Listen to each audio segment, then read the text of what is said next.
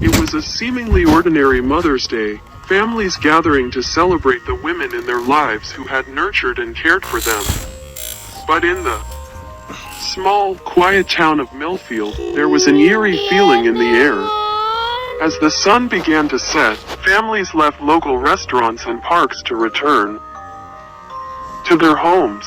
But one mother, Mrs. Thompson, did not receive any visits or gifts from her children.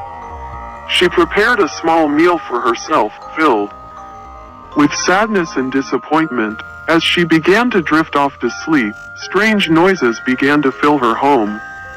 At first, she brushed them off as the creaking of the house settling, but the sounds grew louder and more sinister. Suddenly, Mrs. Thompson's bedroom door swung open and a dark figure loomed in the doorway. She could hear shuffling and mumbling coming from the shadows. When she tried to scream, no sound would come out.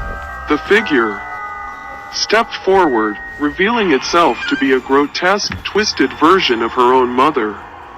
Its eyes were sunken and its skin was gray and decaying. In her mother's decaying hands, it held a bouquet of withered flowers and a card splattered with blood. Mrs. Thompson tried to run, but her limbs were frozen with terror. The monster reached out to her, its cold, bony fingers grasping at her throat. Her mother's voice, now twisted and evil, whispered in her ear, "Happy Mother's Day, my dear." The monster held her down, its fetid breath filling her nostrils as it whispered wicked stories in her ear, telling her about all the love and attention she had missed out on.